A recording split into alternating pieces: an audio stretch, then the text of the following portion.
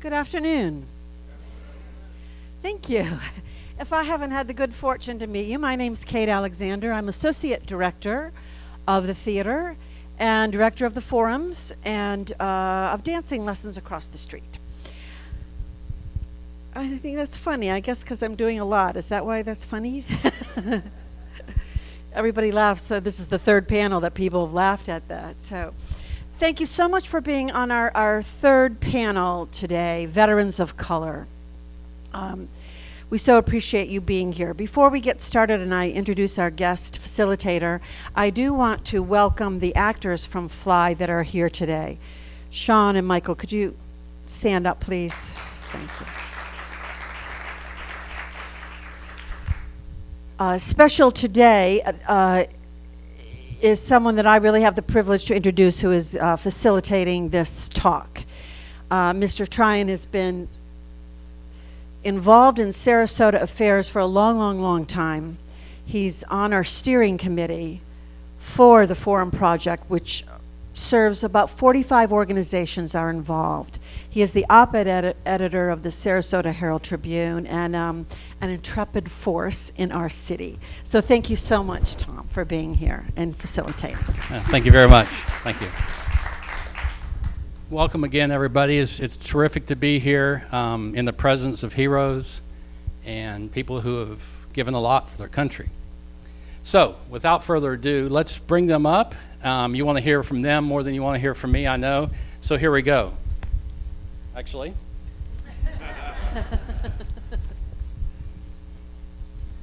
See, is there anybody in this room except for Ryan who does not sympathize with the reading glasses syndrome?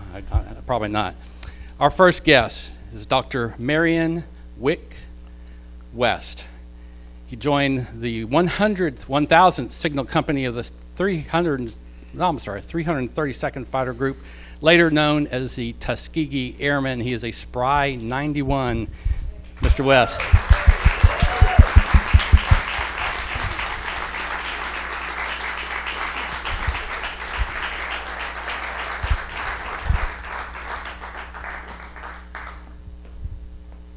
One more step. And Mr. West, you're right here. Thanks. Our next guest is Todd Barron. He's a Harlem fine artist, which he may explain to us later. He served as an aircraft commander with the 1st Cavalry Division in the Vietnam War and the 8th Special Forces Group in Fort Bragg. He's an artist, as I just said, and he will explain a little bit about his works. Mr. Barron, come on up.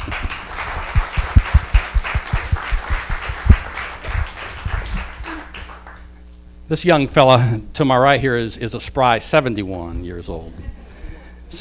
So the baby of our group is 34-year-old Ryan Simonson. He is a military instructor at the Sarasota Military Academy. He was born in Florida, like me, graduated from Pineview High School. I couldn't have got in.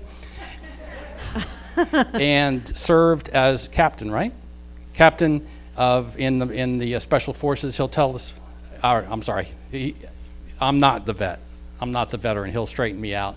Welcome, Ryan Simonson.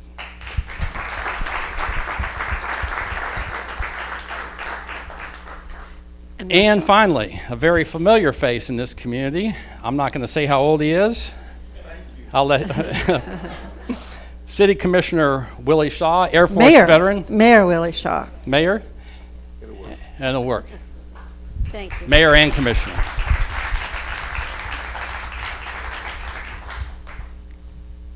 All right, thank you for joining me.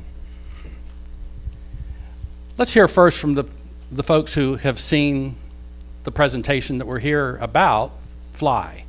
Who's seen it? And tell us a little bit about what you thought real quickly, and we'll start with Mayor Shaw.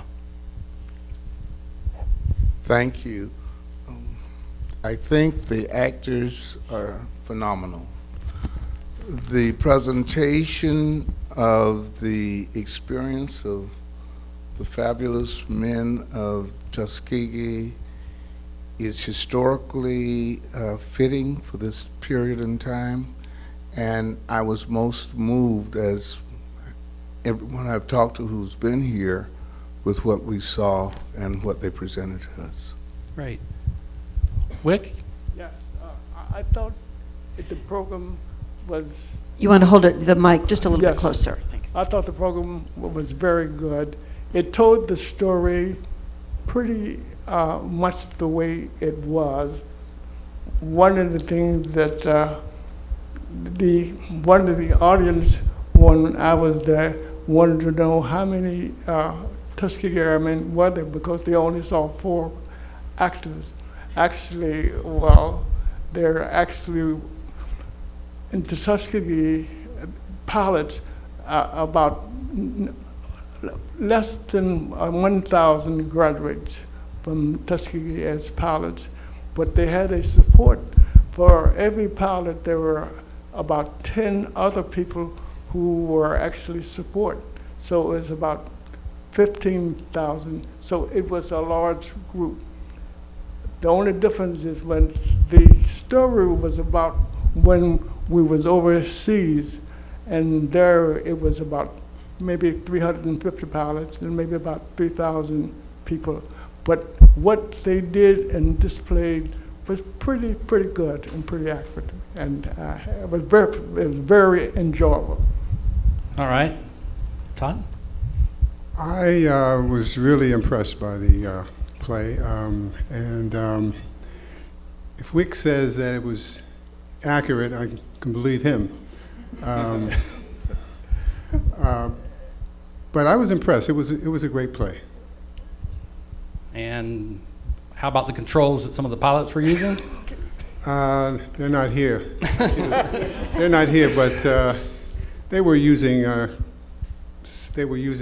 throttle and the stick in quite the opposite way of where they should have. And I saw them at a reception the next day, and I had to tell them about it. I think they got it straight now. Pilots do 2 things. They fly airplanes, and they tell people how they should fly airplanes, right? Sure. Right. It's on your to-do list, right? I'm eagerly anticipating the opportunity to see it. Actually, one of our guidance counselors at our middle school came up to me just because we just finished a long block of instruction on the Tuskegee Airmen in class. Said, "Oh, have you seen this yet? You've got to go. You've got to go." And she handed me the playbill. So it is on my list of immediate action items. Right. Terrific. So a lot of this play is about race, about the status of Black and African American men at the time that you went in the service. Let's just cut to the chase and talk a little bit about that and talk about your views. And I think we'll start with Wick. You mentioned that school children, in fact, have asked you this question. You were not considered, you were not endowed with full civil rights when you were called to serve your country. Why'd you do it, sir? Yes, well, many times we spoke to particularly some of the college students, and we told our story, and their attitude, if you've been treated like this, why did you do it? And, but my feeling, and I think the feeling of most of us, is this is our country, and I feel I have a right to everything, and I don't want anybody fighting for me. I was fighting for myself. I was fighting for the country. Plus, most of the guys, they enjoy, being a pilot. And we realized that if we didn't do it and do it right, it was going to be hard for somebody later on to do it. So we did the best we could to make it right. Thank you. Mayor Shaw, you were nodding your head. Oh, When did you go into the service, sir?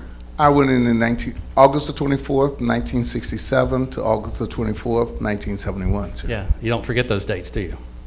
No. 1282960. And so your feeling when you went in to the service, what were your feelings about the way that Black people were treated in this country and this call to duty? Well, it was the call of duty that brought me to the military. My dad, my uncles, and others had been veterans, and it had been a part of my life.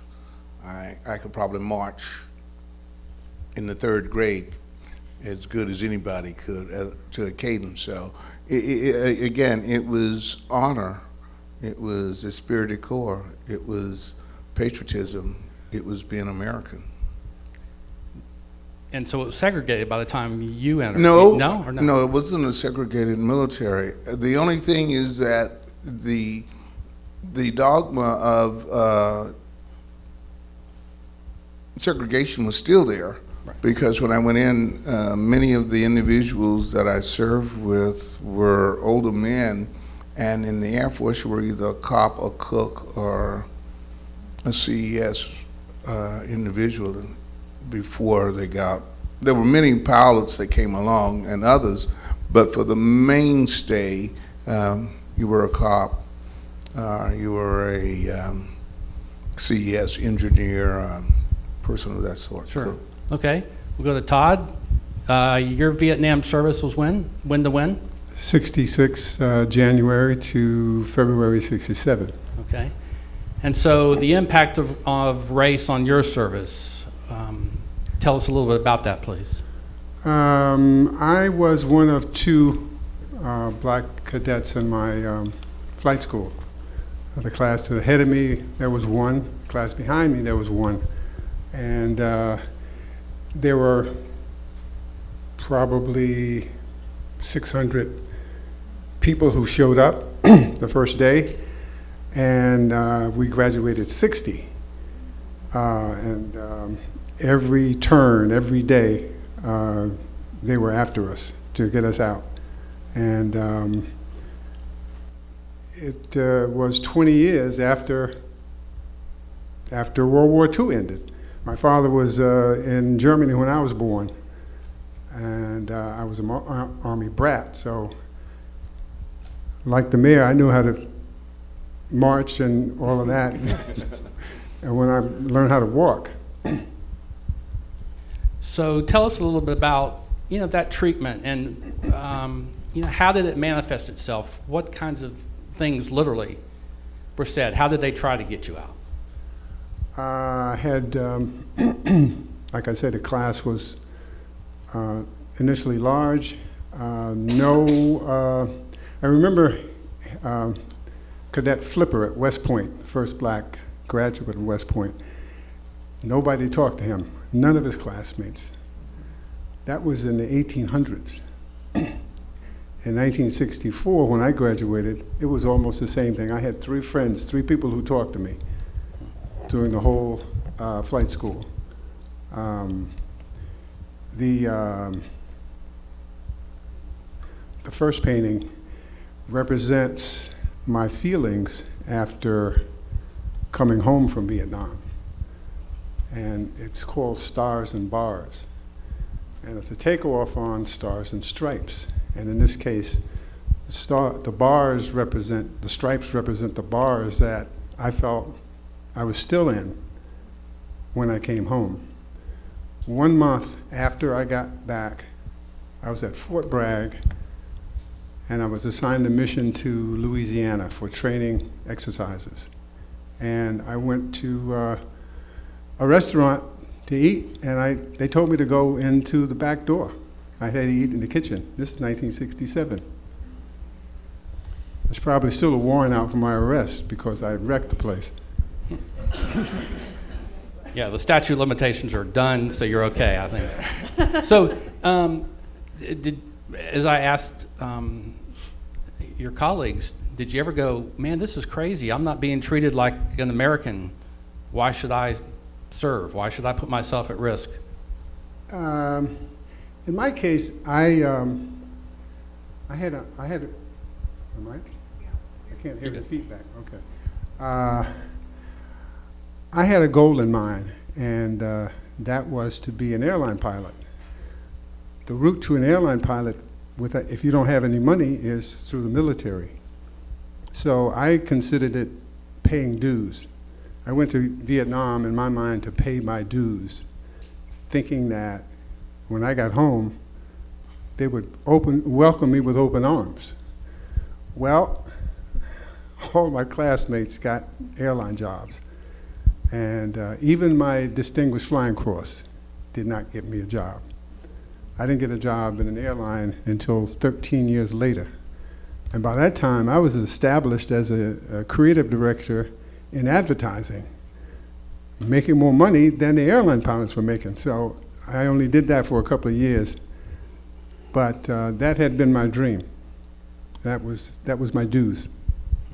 You paid them. Ryan, let's shift. If I could Yeah, actually- sure. If I could jump in real quick, as I graduated from the military academy where a cadet flipper, and then cadet eventually General Davis Jr. graduated. And I heard both those stories as well about being silenced at the academy. That's what it's called, or what it used to be called. It was typically reserved for people that had committed some egregious infraction of sorts, which, according to our own historical background in our country, sadly could be viewed as the color of your skin. But silencing is when people would refuse to acknowledge your existence. And so there are stories of cadets going all 4 years without ever having a person speak to them outside of the official requirements of an official duty. And I can tell you that I graduated in 2002 from the academy, and say this with joy that practice does not exist. I can say that wholeheartedly, that I'm happy to share that we were fully integrated, fully. I mean, comrades in arms, literally no difference other than to celebrate our differences. I wouldn't even use, we don't even use the word tolerate, because we don't tolerate, we celebrate, we embrace. And that's something that I've seen evolve even more and more now as I'm teaching younger and younger students, is just the reality of, hopefully, the racial barriers that did exist and that we have to recognize have been torn down basically because of the amazing efforts that you gentlemen did and your peer group did. Yeah, thank you. So, Ryan, tell me a little bit about, why you joined the service. Well, my grandpa was a bombardier in World War II, and he flew B-24s, or dropped bombs out of B-24s. He was shot down on his very first mission over Ploesti, Romania, and spent the remainder of the war as a POW. And I felt like it's all of our responsibilities, our civic duty, to do something to support our nation. And when the opportunity came up, I actually went down to my Marine Corps recruiter and submitted my enlistment papers. And they gave me a status where basically, yes, we accepted the papers, but they were pending because they knew I had an application in for the military academy. And as the staff sergeant in the Marine Corps said to me at the time, he said, "You're worth more to my country as an officer in the Army than you are as an enlisted Marine. So if that comes through, we'll tear up this contract and you go to the academy." And so it did come through. I was accepted, and the Marine Corps graciously allowed me to back out. I have nothing but love and respect for my devil dogs, but that was my ticket into the military. Okay, good, thanks. Let's just go around. We'll start with Mr. Reverend Mayor Shaw, Commissioner Shaw, all of the above. Best memory from serving, or from your time in the service? The persons that I served with, the bond that was created, I still hold with many of them today. And the experience itself, I came in during a time when change was evident, but I served, and I'm very happy to have served, but I guess the memories of the people that I met, the places that I went, and the total experience. And let me just correct myself. There were other career fields. We had many pilots and other field grade officers when I joined the Air Force, but for the majority of those of us that were not college ready at that time, you went into a career field of law enforcement, security police. Sure. Okay. Wick, your favorite memory? Well, my main thing is when I got out of service, I kind of looked back and I felt that what we did was pretty neat and pretty nice. But I didn't talk too much about my service. In fact, I didn't talk about it at all when I was in college. Nobody knew what I did. But it was later in life that I guess almost in the 70s before people began to talk about what we did over there. And I always felt that it was pretty good, and I was glad to be a part of it. And I think it has really helped me in life. And helped you get the Medal of Honor. Yes, we got the Medal of Honor. Yeah. Dr. West, why didn't you talk about it when you got out? I didn't think people cared, really. When I got out of the service, everybody was getting out, and I didn't think people was interested in what I did. In fact, my family, I have a daughter and a son. My daughter was maybe about 5 years old, and my son was, well, maybe she was 6 and he was 3. And when she found out that I was in the service, and she went and told Michael, the dad was in the Army. And Michael's reply was he killed?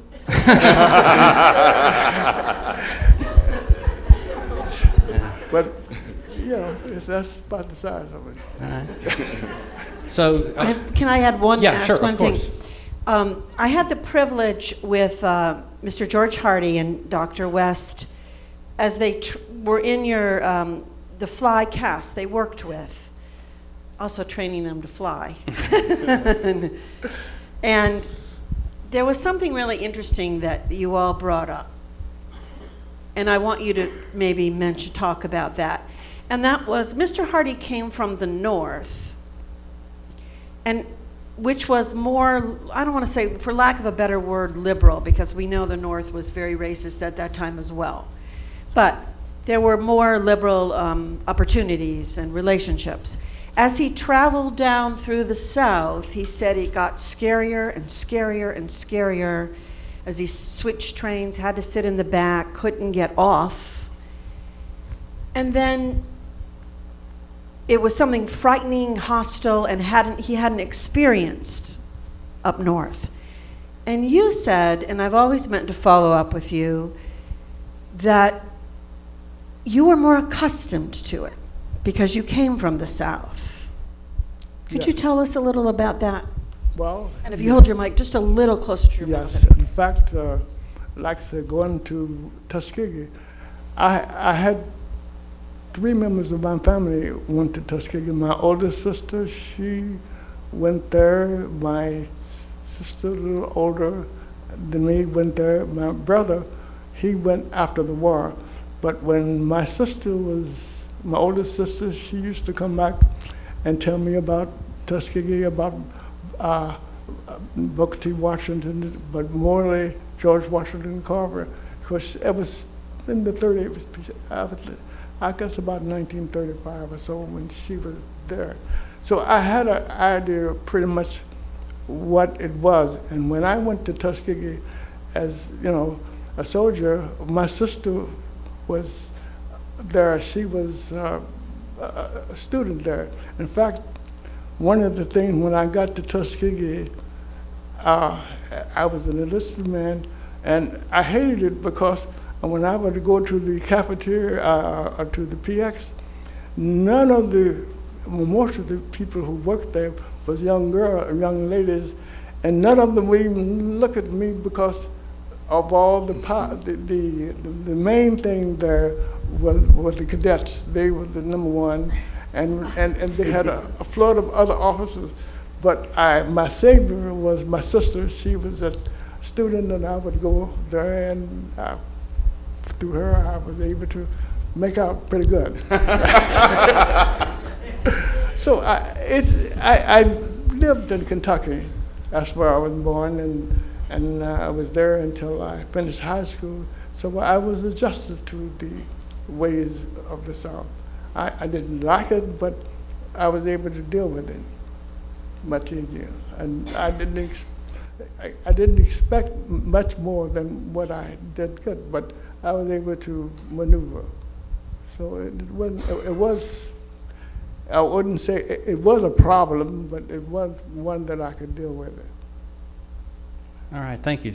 So, Todd, even though Wick didn't talk much about his experience when he came back, World War II veterans came back as heroes. They had saved the world. Your experience was probably a little different in Vietnam, I suspect. We didn't talk about this in advance, but did you have a different sense, not only being a black man, but having served in a war that became increasingly unpopular as time went on?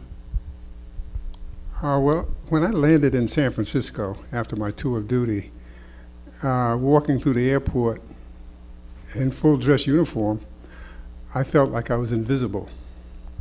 And as to contrast that with what goes on today, when the guys come back, you know, we were talking about it earlier, the airport's full of people and they're cheering and they're so happy to welcome us back, but we didn't get any of that. And it was like, don't you know what we just did? They didn't care, and we felt that. Have you gotten over that? Pretty much that particular part of it. People now, when I wear my Vietnam veteran cap, come up to me and say, thanks for your service. And this is in the last 5-6 years. I've never heard that before. And to the point where I don't know what to say. Do you know this is Vietnam? You know, everybody says we lost, and, you know, we were the one war that America lost, which we didn't lose. The Vietnamese lost it. But I've pretty much gotten over that. There are things I have not gotten over. I am a disabled veteran with severe chronic PTSD, and that's a whole nother story. So, Ryan, you heard what Todd had to say about kind of the contrasts. Is that how you feel as a returning veteran? Do you feel appreciated for what you did? Well, it's pretty funny for me because the reason why we felt as appreciated as we did was because of the Vietnam generation. Relate a quick story. This wasn't my happiest story, but certainly one of the top two. Was we were flying back home from the first invasion, the actual invasion of Iraq, 2003. I was there for when we broke across the berm and actually went into the country. And so we were one of the first units to come back home. And we landed in Bangor, Maine, which, if you don't know, it's if there's a farthest part away from civilization in America, if you went 10 more miles, then you get to Bangor. It was 2:00 in the morning, and this was in February. So you can kind of imagine what Bangor, Maine at 2:00 in the morning in February was like. And we landed, and we had to walk because there's no jetway. So we got down off the ladder and went inside the terminal, and we opened the door of the terminal, and there were probably about 1,000 people inside the terminal at 2:00 in the morning, Bangor, Maine. And they were mostly representatives of the local DAVs, VFWs, American Legions, and vets. It was all the Vietnam brothers and sisters that hadn't had that reception, who, as they were hugging us and we were all, crying and cheering, said we weren't going to let you come home and not experience what we experienced.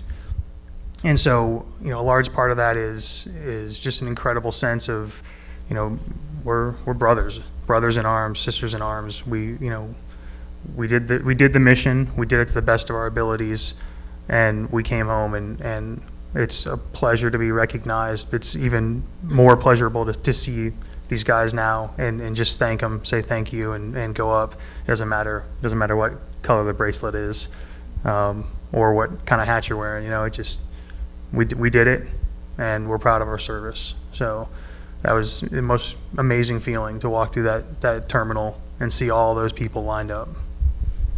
But still, and not to take away from that appreciation, it was sincere.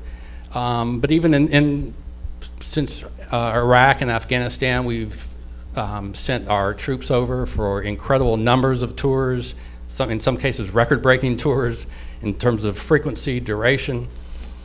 Do you ever say, something like, boy, everybody should be involved in this game. Everybody should have skin in this game in terms of the conflicts that have been involved in since then? So my thought on that is I think this deals a lot with our national identity. I think that we have, as a nation, we have an obligation to stay true to ourselves, the same motivation that would cause you to say, this is my country, I'm going to fight for it. I think one of the issues that we have now is that as a nation, we've gotten to the point that we're very happy with our life, liberty, and pursuit of happiness. And so it's funny, one of the questions that they always ask, being a younger veteran, is, well, what do you think about the draft? And here, my thought on that is that I think civil service of some sort should be a requirement for citizenship, whether that's in the National Park Service, whether that's as a postmaster, whether it's, we have thousands of federal and state jobs that exist, and very, very few of them involve putting on a helmet and carrying a rifle.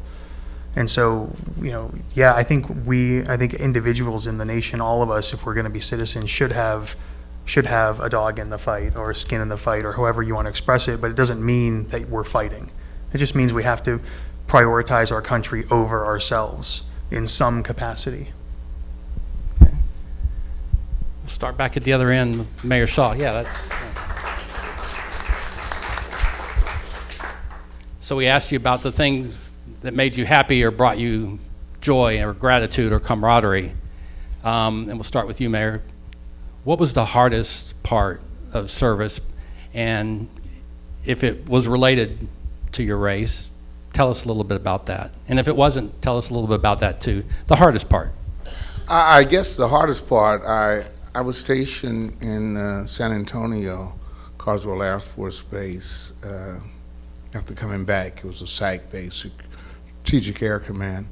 And being able to go downtown and see, it's the first place I became involved in the movement, and to see things that were done and being done, and people not realizing the power that they had in being an American.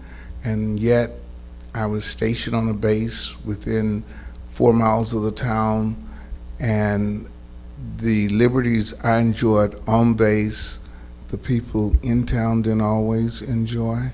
So I still realized that there was a difference and that there were things going on. Much of the work that I did early up, because of other members of the the base that I was on, was working within the civil rights movement, and to be engaged in that was probably the worst part of my life. Thank you, sir. Wick, was there a worst part? Well, the worst part is when I got back, things didn't seem any different than the way it was when I left. It was still the same thing, and it was nothing to really make me feel that I was appreciated. But what I did is to figure that I'll just make things better for myself, and that's what I tried to do. Well, you did. Thank you. Yeah. Yeah. Todd, you? Worst part?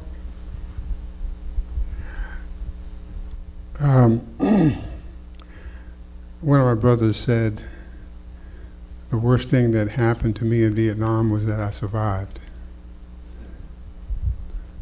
And what he was talking about is the things that we did and saw, especially for the younger people.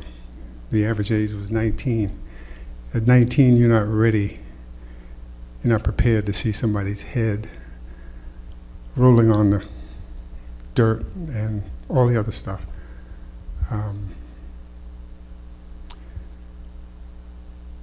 And then you have to deal with that for the rest of your life. And even though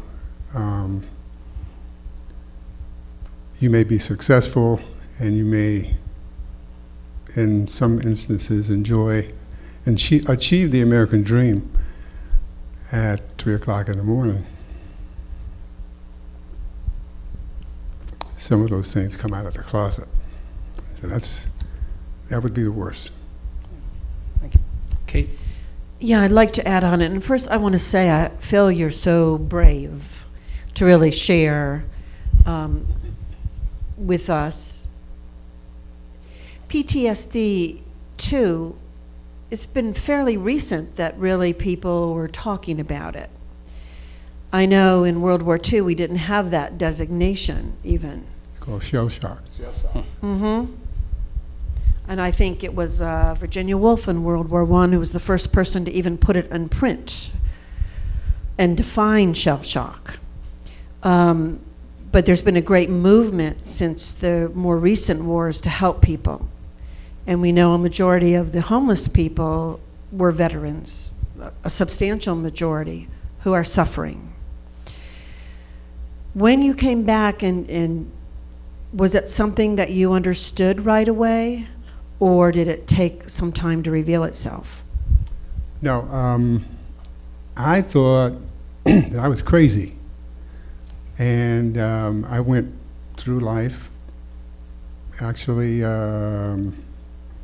trying to hide it. And I met a guy from the vet center one day, and he was giving a presentation. He had to an audience like this, and he started describing all of this stuff. And I said, he's talking about me. And that was the first time I realized that I wasn't the only one who was like that, which this is what this painting's about. The fire that burns in your head. And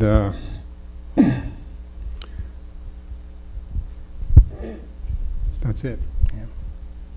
And you're right, he was 19. The average age in World War II was 27. And it was such young boys that really went to Vietnam. So we Thank move you. ahead. So we had a generation where we started to find out about the impacts, medically, scientifically, about the impacts. We started to identify them. We've made some progress, but for your generation of veterans, tell us a little about your experiences in terms of the things that you had to go through to readjust after seeing some of the things that you saw or you experienced. Tell us just a little bit about that. Well, I guess the first thing is, if I ever readjust, I'll let you know. And the second thing is this, for me, this part of my story is not particularly interesting because I'm one of the, and I say this in all honesty, I'm one of the very few people that has not had a major conflict with the VA, with support agencies. I feel like the Army made very good on its promise to take care of us. I have my own issues. I was going to say, if I had the opportunity, the hardest part, anytime I have the forum to share, is a story about a kid named Kenny Shaw. Was a real young kid, a specialist, which is an E4 in the Army, who I picked up when I was a company executive officer to be my tank gunner. So if you can imagine, if you look at the seats around you in the audience, a tank has about as much room as 4 of those seats. So you've got 2 people in front of you, 2 people behind you. So my gunner's head usually I'm a tall guy, which was really unfortunate for him, but his head would always be kind of in my knees. And so we came home from our first year in Iraq, and the newspaper ran a couple stories about this armor battalion being the most battle-hardened unit in the Army based on where we had served and the amount of time we'd spent. So we had high turnover. We were struggling to fill positions before our second deployment, which was just going to be a few months later. Kenny Shaw is a young E4, and I picked him to be a gunner for me, which is pretty rare. You normally would have a senior sergeant as a gunner for an XO. But he was really good, great kid. And we qualified in our tanks, we did all of the things we needed to do, and he did a phenomenal job. We went overseas, and I very, very quickly realized that I was wasting his potential. As an XO, you don't do a lot of the door-to-door fighting anymore. It was more command and control.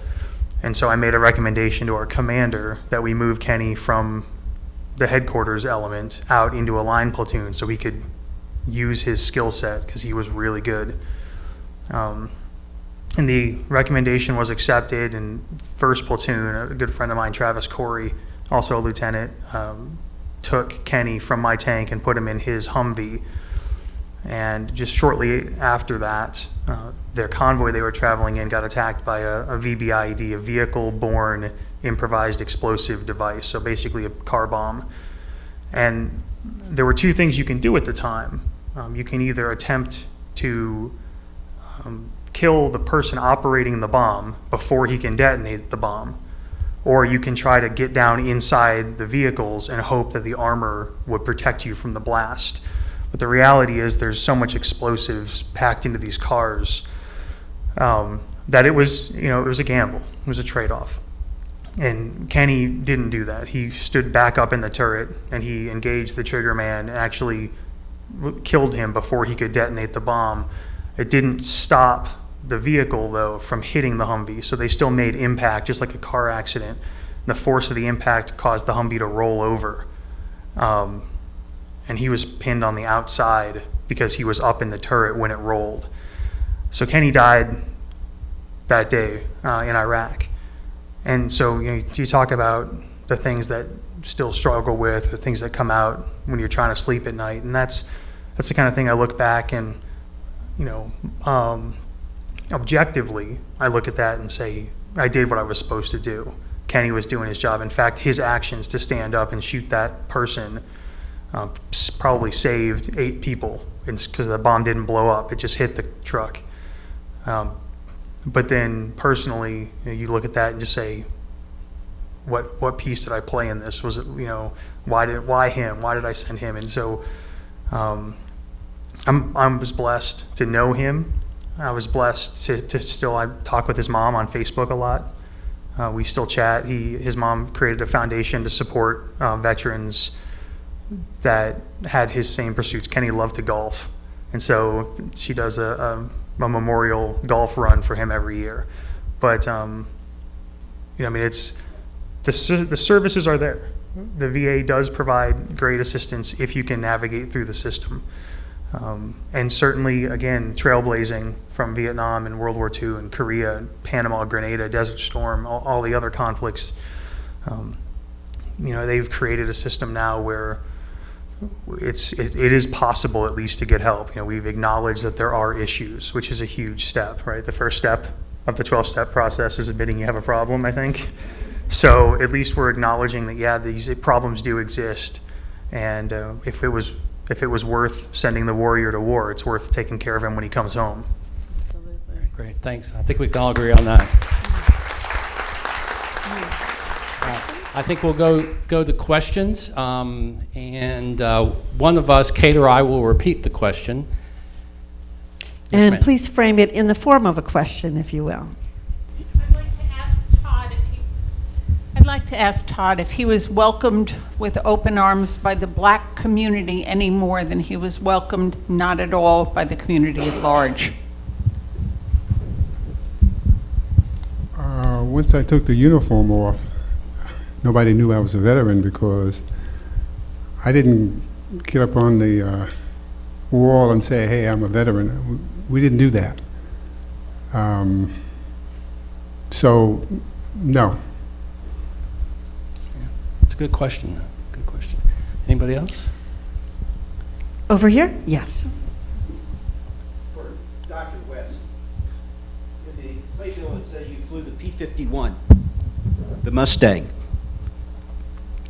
What was it like? Can you tell us what it was like to fly the hot rod of the Air Force at the time? I did not fly the P-51. I was in communication, but my group that I was part of did fly the P-51, and from all my observation, it was a terrific plane, and it really made the difference. I think when we went overseas, we started out, my group, flying the P-40, the P-39, the P-47, and it wasn't until we got to Ramitelli Airfield when they wanted to have our group to escort the bombers that they gave us the P-51s.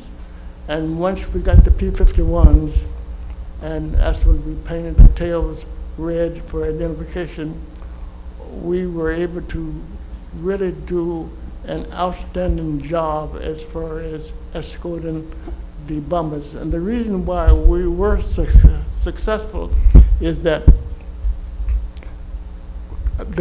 our commanding officer, General Davis, he gave one rule to the pilots that their main mission was to protect the bombers, and he didn't want any of the pilots to go out there trying to make a reputation by shooting down the enemies. He said, you only shoot the enemy when it's actually endangering the bombers. And he said, anyone who would fly off trying to be a hero, that he would court-martial. So we flew tight formations. We had three of you fly above, below, and on each side. And we would, if the planes were attacked, we would fight them off. But if once they would go out, we were not allowed to chase them. And that was one of the tricks which they would try to do. They would try to entice you to chase them and leave it open, and they could come in and hit the bombers. But we were very successful. When I said our group was protecting the planes, and that's when we got a reputation, and I guess it helped to win the Medal of Honor. Yeah, thank you. Any other questions? Yes, ma'am, right here in the front. If you just wait just a second. Thank you. Dr. West, did you have any involvement at all with the RCAF flyboys in Europe, or were you mainly dealing with the American force? We were stationed in Italy, primarily, and that's where our base was. And when we escorted the bombers over Germany, the base was still in Italy, and we had to improvise and put bigger tanks for gas in order to make that mission back and forth. In fact, when they decided to go and bomb Germany, they had decided to get some of the planes which was closer to escort them, but the bomber pilots, because of the experience they had with the 332nd, they requested that we escort them over, and that was an honor within itself. All right, But- thank you. Got time for one or two more.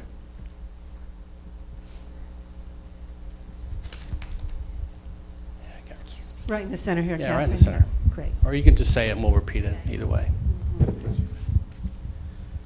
Have your own military experiences, particularly those of you who have been in combat, affected your opinion as far as to what extent the U.S. should become involved in the wars that are going on now in the Middle East?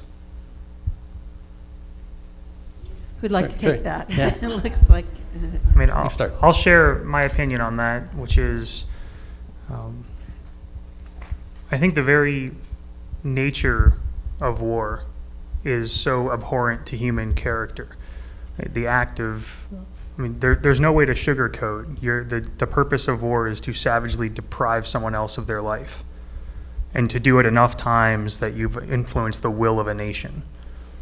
And I think the reality is that we have just created one additional toolkit. It's just something that we use now as a way to express will in the place of effective diplomacy. So I think that the purpose that, first off, to pretend that we don't need a military to survive is equally foolish. We need to be strong enough to survive. But the act of engaging another nation in war, I think, should be as a last resort, as a tool of essentially failed diplomacy and used primarily in instances of self-survival, not necessarily a forced projection. It's not just one way to change someone's opinion. If you don't agree with politics, you don't just send the Marines. You don't just drop bombs. I mean, that very nature, that the concept of that conflict, should be so horrible that it's literally the last resort. And there were a couple of quotes that I think, if you look back, General Lee from the Civil War said that it's a good thing war is, I'm paraphrasing, but he said it's a good thing war is so horrible, otherwise we would grow fond of it, which is true. That it should be just so awful, because the reality is it is, and it gets sugar coated and Hollywoodized and dramatized until we get to the point that everyone just says, okay, well, we'll fix this with some war, and it's not. Thank you. Mr. Berrien, did you want to add on to that? In a sane world, you wouldn't need soldiers. But it's not a sane world, and we've got some fanatics out there that have to be stopped. And it's a political thing also, but people like Saddam Hussein, he had to be stopped. People like, what's that little, not Bin Laden, yeah, him too, but There's a long list of them. Kim Jong-un. I mean, this kid, he's gonna start something, and we have to use our big stick to stop him. And I hate war. The people who hate war the most are the soldiers. You'll never find anybody who hates war more than soldiers. But we also understand that sometimes you have to go to war in order to protect the world, in this case. Yeah, great, thanks. Any last questions? Great. I would like to thank our panelists first, and thank you for being here today and your service to our country and for sharing some of your stories. I'd also like to thank Mr. Tryon for facilitating. And I hope that if you haven't seen Fly, that you come back to see it. We have a Pay What You Can night on March 22nd, which opens the play up to people that could not afford to see it, who will be coming on that night as well. Thank you. Like middle school teachers, he said. Oh, good. Tom, did you want to say anything? No, thank you to y'all. It's funny. It's not funny. It's you can feel that you all look at each other differently than civilians look at each other. I can just tell it in these few minutes here, and I don't wish that I had that experience, but I thank you for your experience, and it's very moving. Thank you.